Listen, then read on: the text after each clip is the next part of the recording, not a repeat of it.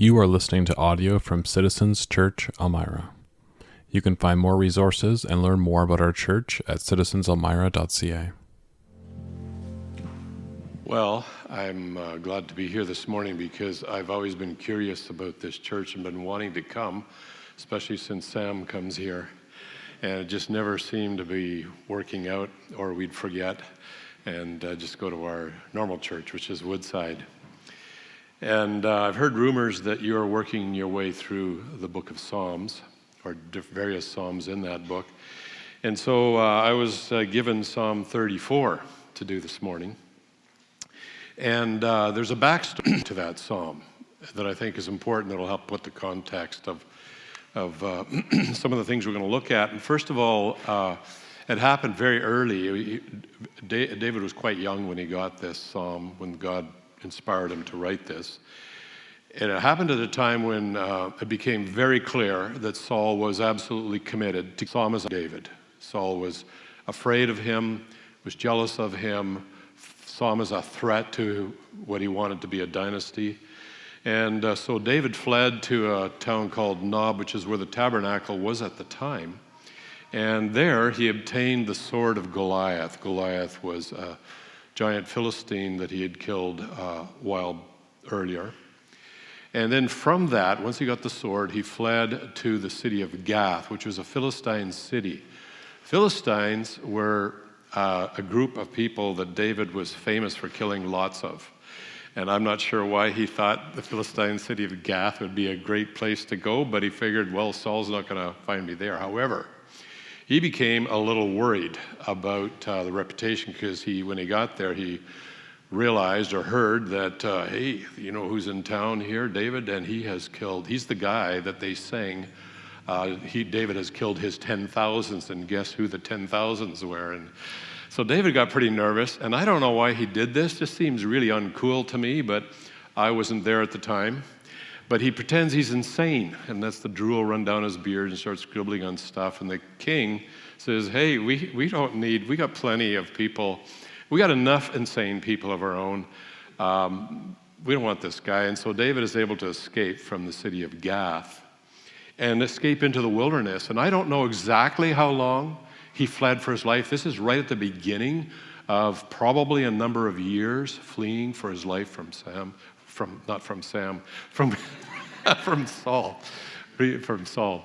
And we know that he was 30 when he became king at the end of it all. And he was he's described as a youth or a young man. Youth can be, I looked it up in Bauer, Gingrich, and Danker. It was Halat, the Hebrew Amharic lexicon. It can be a young man, could be a youth, and typically not typically, according to the law given on Mount Sinai, you became a man to fight at the age of 20. So he's probably somewhere around 19 or 20 when he killed Goliath, but then he might have worked for Saul for a few years. We don't know exactly how many. But the reason that I'm trying to figure this out is that it looks like he fled. He was a fugitive for not just weeks or months, but for a few years at least, living in the wilderness, moving from place to place, constantly in hiding. And when people are trying to hunt you down to kill you, that can raise your stress level in life. And you're not really living in the lap of luxury and checking into the Waldorf Astoria each evening at the end of the day. It's quite the opposite. And I want us to realize this when we look at Psalm 34 and some of the things that he talks about this. Bottom line is the next number of years would be very hard, and this is the context within which Psalm 34 was given to David, the beginning of some very hard years. So in preparation, when I found out it was Psalm 34, I started studying it and reading it through, and eventually I got my notebook out and I started taking notes. I got 8 pages of notes. And that's just point form. It's a gold mine. It's a treasure chest of good things in Psalm 34. Of course, we don't have time to work our way through the entire treasure chest. Instead, I'm just going to pick out 5 golden nuggets out of that chest, and we'll look at these this morning. First one would be praise in God's presence, the secret of the presence of God. Secondly would be the joy of reverence. Third is we'll look at every good thing given, because that's one of the things he said that we could have. And David wrote this in the midst of living a pretty rough and wild life Wild in a good sense, as in out in the wilderness. Crushed in spirit. How does that? That can be negative. That can have positive consequences. We'll take a look at that. And then guilt gone forever. It's a great way to end the little talk I'm giving this morning. Guilt gone forever. So let's dive into the first nugget, praise and the presence of God. And the main idea here is that true, heartfelt thanksgiving and praise is the secret to experiencing the presence of God on a daily basis in your own life. You might wonder what's the picture here. That's by Terry Redlin. I like that picture, and it speaks to me of something wholesome and good. Fall, family times, even if you're out there raking leaves, there's something in there that is good and you can thank God for. And I'm just moved to thank God for stuff like that. For in the moment, this is what I'm talking about here, thanking God in the moment.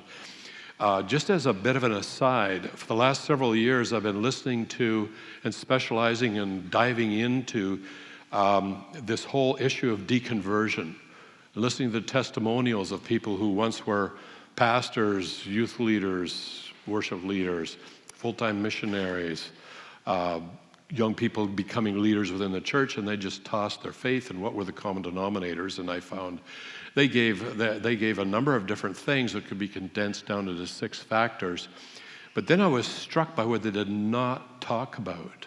And it didn't hit me till after I'd done the first, all the note-taking, condensing it down into 6 categories, and starting to do a video series. It didn't hit me until then. Wait a sec, it's not just what they said were the reasons, it's what they didn't talk about. And one of the things they almost never talked about, with possibly one exception, is that they seemed that the experience of the presence of God in their lives on a regular basis was not something they seemed to have experienced. They didn't talk about that.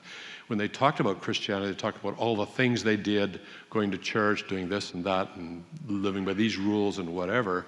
But the experience of the presence of God did not seem to be there, and I think this Thanksgiving is the key.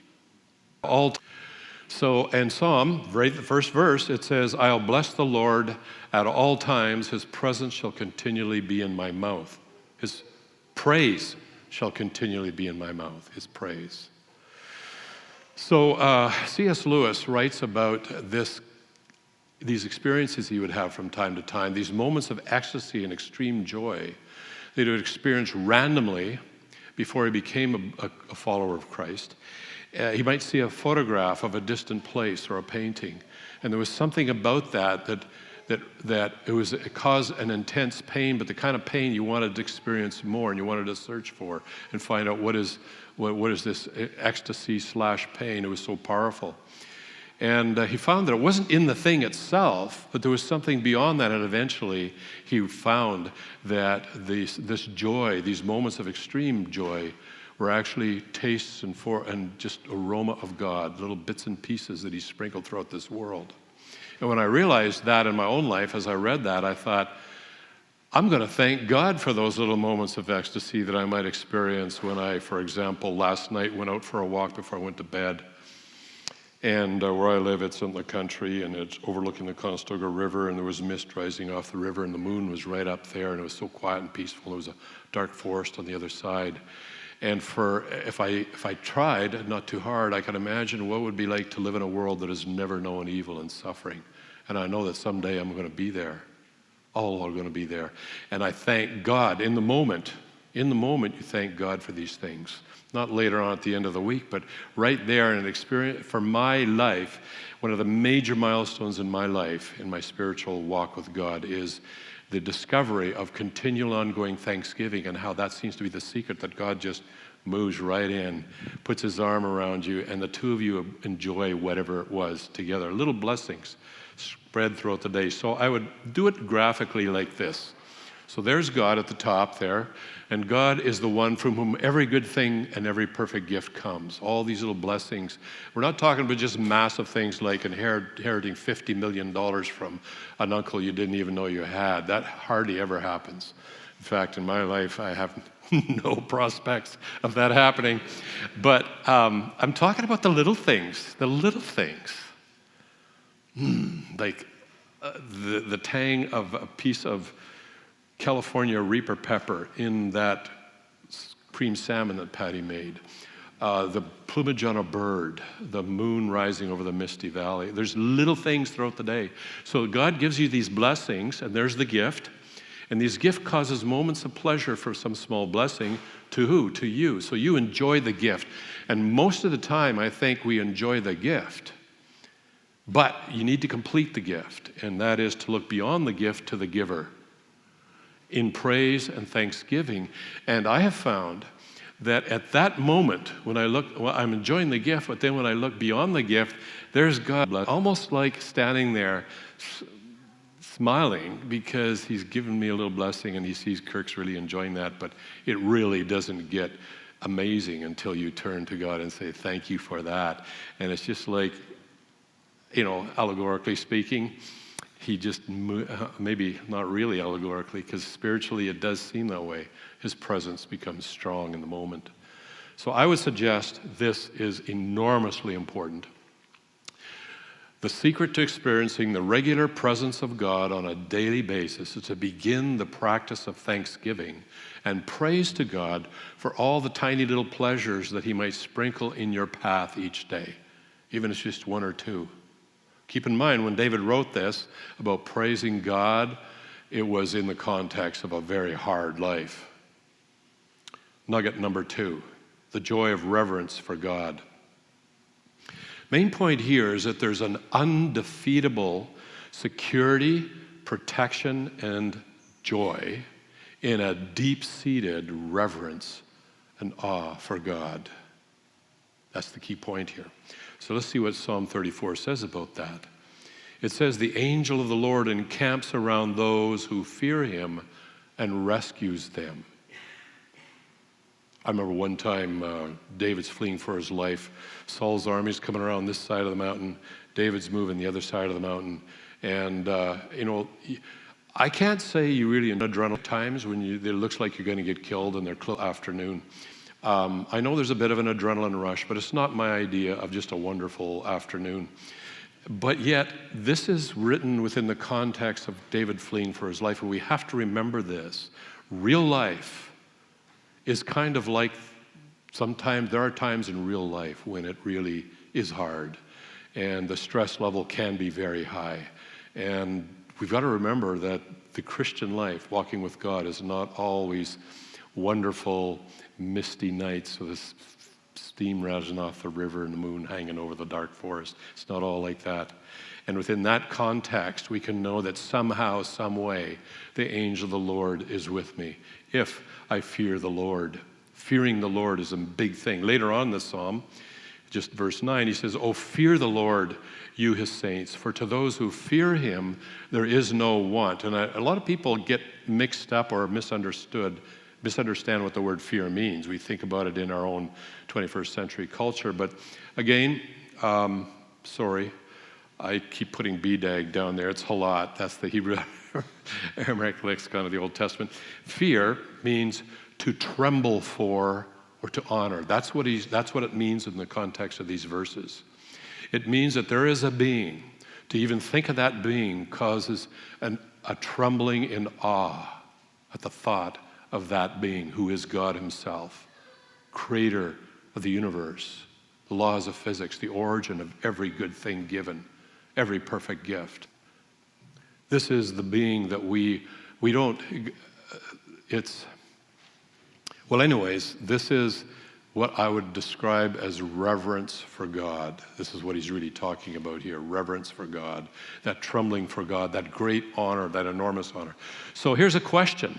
What are the indications of just shout it out, deep-seated reverence for God? Any ideas? Just shout it out.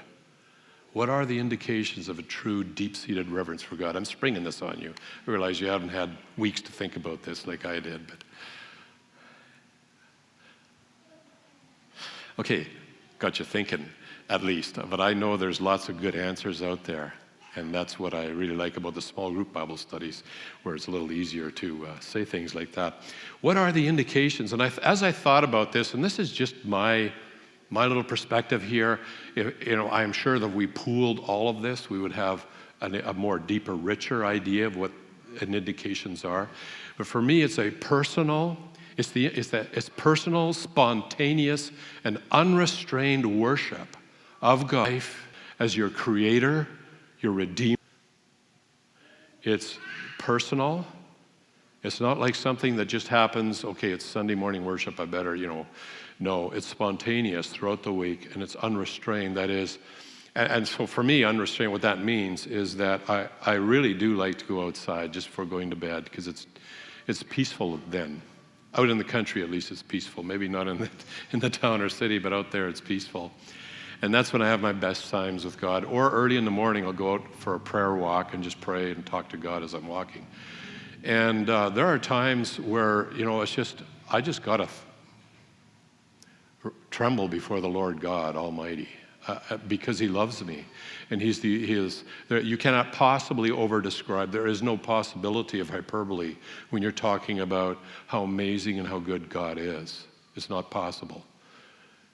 He is beyond whatever human imaginations have ever been capable of. This is the God who has created us.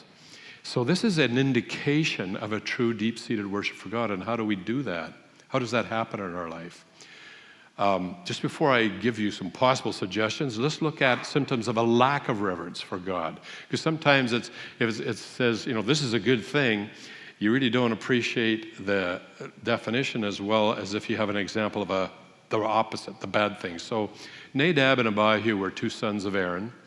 And they took their respective fire pans, and after putting fire in them, placed incense on it, and offered strange fire before the Lord, which He had not commanded them. Now let's pause there.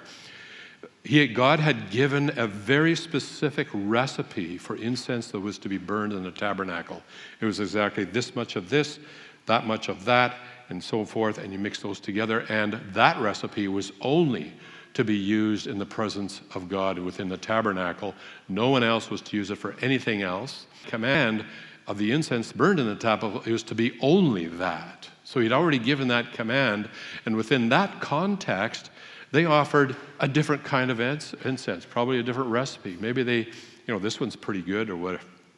It says, fire came out from the presence of the Lord and consumed them, and they died before the Lord.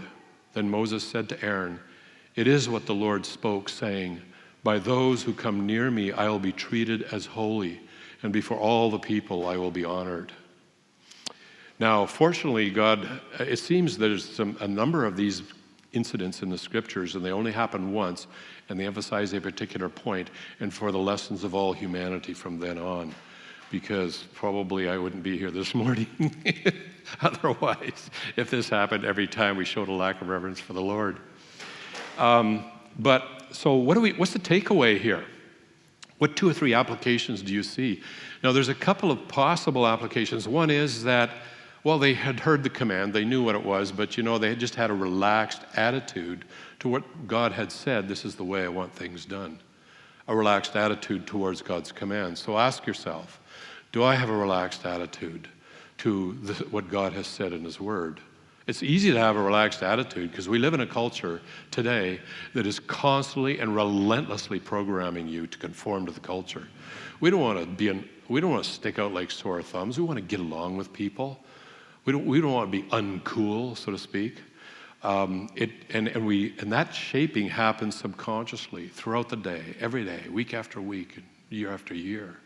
And so it's easy as the culture begins to depart from the righteousness and the purity of God, it's easy because we often are exposed more to culture than we are to the scriptures each week, to be heavily pulled and get a relaxed attitude towards the commands of God. Or maybe they just had they kind of a loose interpretation of what that recipe was.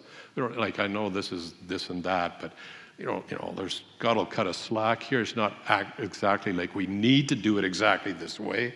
Let's do it, some other way. We'll just have more of a loose interpretation, maybe more freedom in how we're going to interpret this. Maybe we'll come up with a new system of hermeneutics, so to speak, where we can comply better with what culture wants. In this case, I don't know if it was a cultural thing I don't know what kind of incense it was, but it was not the right kind. And so an indication of a lack of reverence for God is interpreting the Bible to say what you want it to say.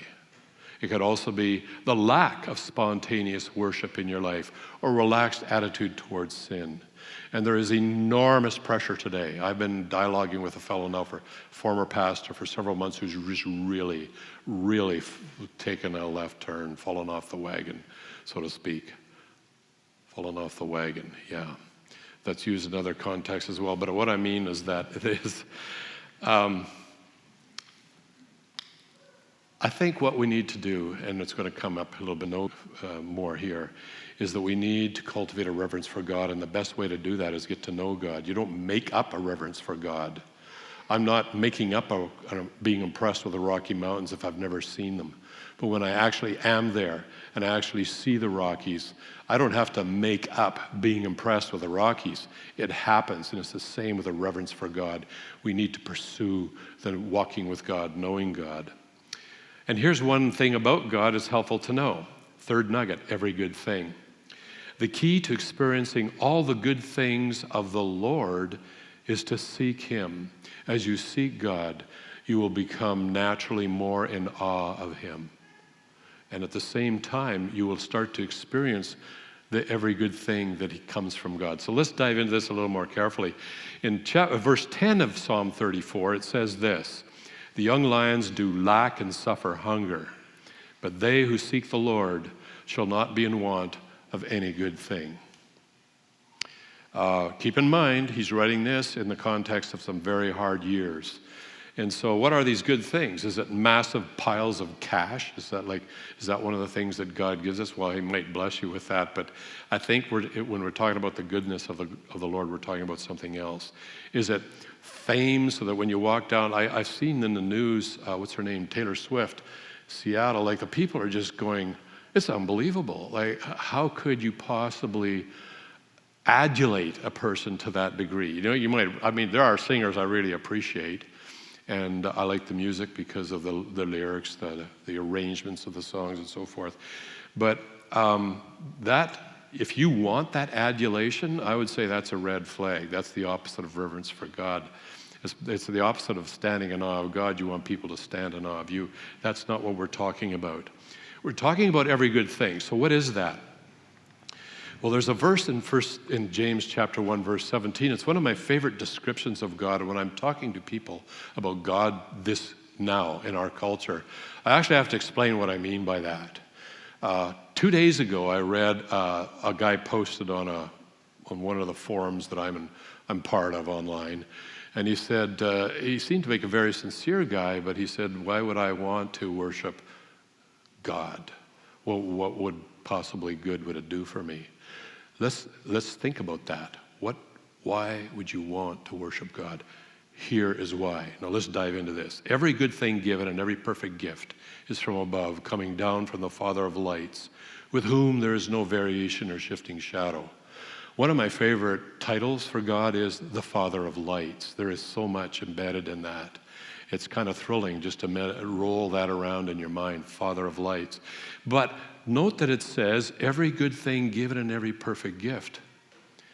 What are all the things in your life that you have experienced that were good?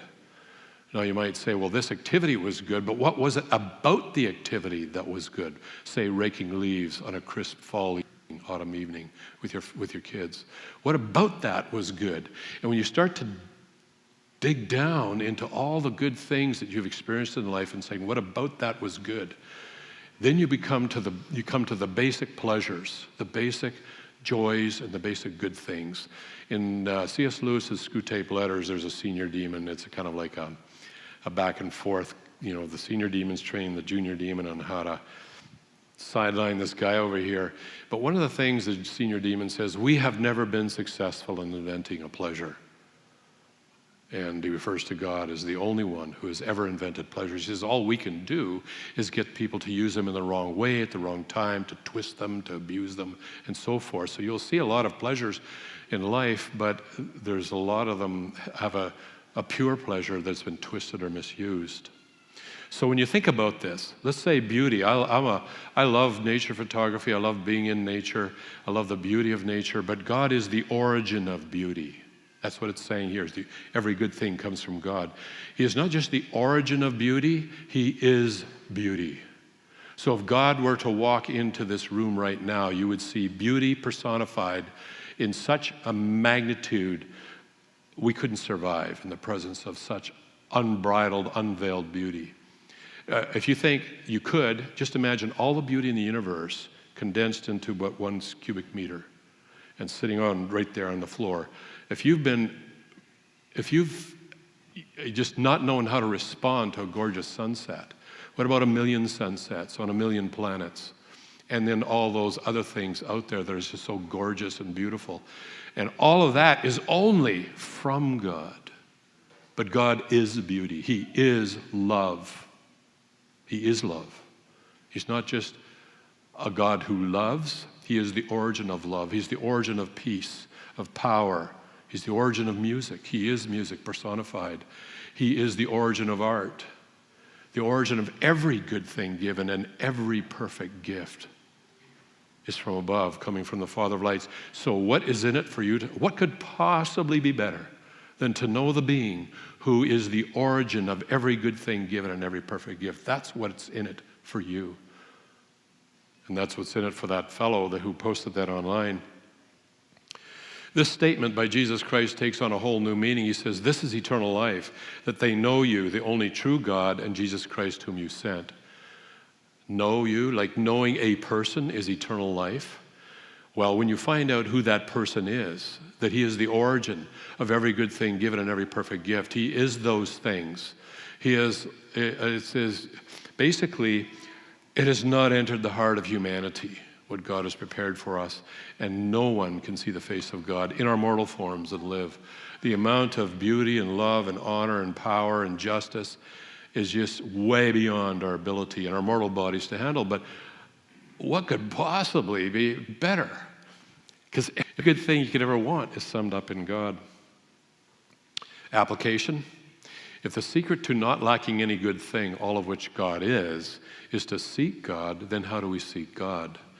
And I'll just give you 3 ideas. These are major milestones in my life. And you might say, 3 ideas, you can cover that in 30 seconds. Yeah, about 30 seconds, sum up 3 major. One is to love God with all your heart, soul, strength, and mind, as he actually meant when he said that. And it was only about 3 or 4 years ago it crossed my mind one day quite emphatically that I had lived my life assuming that I understood what he meant with all my heart, soul, strength, and mind. And suddenly I was brought face to face with the hubris of that. What? I actually think I fully comprehend the extent of what he meant when he says, love me with all your heart, soul, strength, and mind. And I instantly turned to God.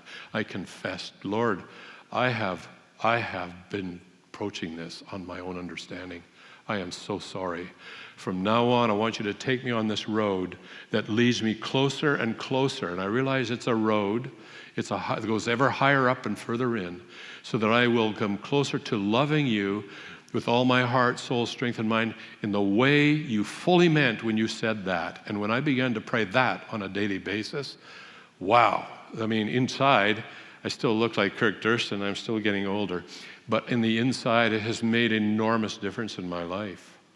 So that's one way, and to seek God is to love him. Another way is daily spontaneous thanksgiving, continual thanksgiving, as I already talked about. And then satisfying daily devotions. Satisfying daily devotions.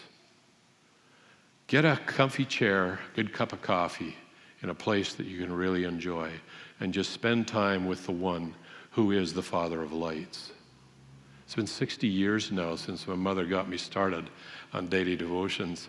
And I really look forward to, we're talking 60 years. I've read the Bible through a ton of times. And I just love it more and more. I'm seeing more. In fact, it's getting almost ridiculous because I see so much now per session often. In the old days, I'd struggle. When I first started, I'd work hard to find one thing I can learn. And now I'm hardly going to get through what I want to read today because there's so many interesting things here and correlations that you see more and more of throughout the years. 4th nugget, crushed in spirit. The presence of God is near to those who have totally surrendered to him, abandoning all human pride and exaltation. And I'm suggesting that a good type of being crushed in spirit is the kind where you abandon all human pride and exaltation in yourself. So in Psalm 34, verses 17 and 19, we read this: "The righteous cry out, and the Lord hears and rescues them from all their troubles." Now, keep in mind, he's got a ton coming his way, and he's already in them. "But the Lord is near the brokenhearted, and he saves those that are crushed in spirit. Many are the afflictions of the righteous," many of them. "But the Lord, the people who love God." So he's not saying it's going to be a life of health, wealth, and prosperity. You'll never get sick. You'll be stinking rich all the time. You'll just be laying awake at night trying to figure out how you can spend your money. It's not saying all that. He's saying there's going to be, this is real life you're in, but in this question of real life, there is something that should be slowly smashing your human pride and your self and exaltation and blooming into a reverence for God, tying it back to what we read earlier. So, additional insight here, Jesus in the Beatitudes said, "Blessed are the poor in spirit, for theirs is the kingdom of heaven. Blessed are those who mourn, for they shall be comforted." And to contrast that, I think of Proverbs 16. It says, "Everyone who is proud in heart is an abomination to the Lord." Abomination. He uses that term only a few times in the Old Testament. And when he uses it, he's referring to when a human being has become something that God never intended that person to be. It's actually very destructive, and they're going in the opposite direction of achieving what God had created them to be. So that's the contrast here. So what are the signs of being proud in heart? Think about that. How do you know if you're proud in heart? It's worth thinking about, but it's probably not that productive to just think about it. It's a better idea to ask God, because I'm not very good at seeing my own shortfalls, my own pride of hearts. And pride is something that probably is like a snake with many heads. You think you nail one head and another one rears itself up over here. We may have to deal with that over the course of our life. But the question is, what is the difference between brokenhearted and crushed in spirit in a positive way versus a negative way? So if it's crushed in spirit, if your self-worth and significance is based on yourself, and pride is all woven into that, when you become crushed and broken, your self-worth is destroyed, your significance is destroyed. That's not very positive, that's negative. But on the other hand, if your self-worth and significance is in the love of God and the fact that he loves you beyond your ability to even comprehend, if that's what it's based on, then the thing we really need to get rid of is pride. And this is where God will, from time to time, allow these events in our life to crush us in spirit, to crush pride, another assault on one of those snakeheads rearing its life in our life. So I'm suggesting here that pride is the defining difference between a positive being crushed in spirit and a negative one. To live daily in proper humility in the presence of God, one must be walking on a road, and I think it is a road. It's not a quantum change. Oh, I'm not proud anymore. How about that? No, it's not like that. One must be walking on a road in which you are increasingly coming to know God. The more closer you draw near to God, the more you will experience the diminishment of pride. You see, you don't say, I'm going to be humble. Okay, what are the characteristics here? I'm going to work real hard on it. No. If you want to be humble, if you think you're really good at just trying to, for example, go to the Rockies and try and sprint up 1,000 meters of vertical. Just try and do that in a sprint. The mountain itself humbles you, you see. And this is like God. The closer you draw near to God, the more vast and amazing you see God is, and the more laughable you see your own human pride. The more you want nothing to do with it, even though it keeps sneaking back. The old nature will be with us until the end, till our mortal death. And then finally we're released from that. Last nugget, guilt wiped clean forever. The main point here is if you have been redeemed by Christ, you are holy, blameless, and beyond reproach. So in Psalm 34, it says a couple of things about this. It says that their faces will never be ashamed, and the Lord redeems the soul of his servants, and none of those who take refuge in him will be condemned. And that word condemned, sorry about the BDAG, it's a lot. To suffer for one's guilt. You will never have to pay the price for your moral failures. You will never have to face the guilt. It has been removed. To be redeemed by God himself means that he's bought you from those things. He's bought you back into freedom. And the price is, well, in one sense, it's infinite. It's more than sufficient. It's total. He's not just forgiven you for your sins. He has redeemed you out of that situation where you have to live with guilt. Now, the poster boy for evil in the Bible is probably King Manasseh. And he did a lot of bad stuff. He erected pagan altars in the temple, worshiped the stars, Baal and Asherah, put an idol for Asherah in the temple. He sacrificed his son as a burnt offering to Baal, killed so many innocent people that it says he filled Jerusalem with innocent blood. He did more evil than the original Amorites. And that's quite an accomplishment. He was even worse than the Amorites. And then probably the biggest thing of all, at least for me, is to lead other people into sin.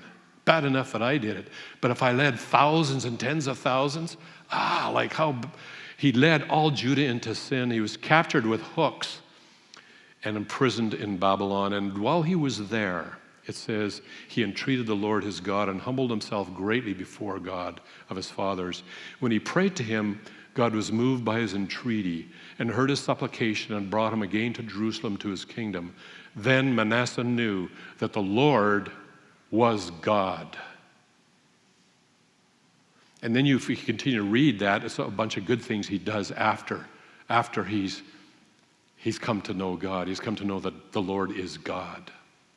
So it grieves me when I see people who say, I'm too sinful. God could never forgive me for this or that. Have you actually exceeded the sins of Manasseh? I mean, I know that people, for example, in our culture today may have had an abortion and they grieve over that. But if Manasseh killed hundreds or thousands, that can be redeemed. You can actually live free and blameless and holy and beyond reproach. I don't know what it is in your life that's really bad. We don't need to have any volunteer announcements of what that might be. You know. But that's not the way God wants you to live. You underestimate the redemption price that Jesus paid when you continue to flagellate yourself with the things that you've done in your past. It says, if you have been redeemed, all is forgiven. In fact, I want to close with this verse. Yet he has now reconciled you in his fleshly body through death, in order to present you before him holy and blameless and beyond reproach. Now, I've done bad things and against other people, and they have forgiven me. But I wouldn't exactly feel holy just because the person forgave me. I certainly don't feel very blameless. I mean, how can I not feel?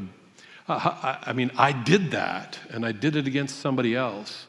And, that's a fact, an historical fact. But God says the redemption price he paid for you is so unbelievably, incomprehensibly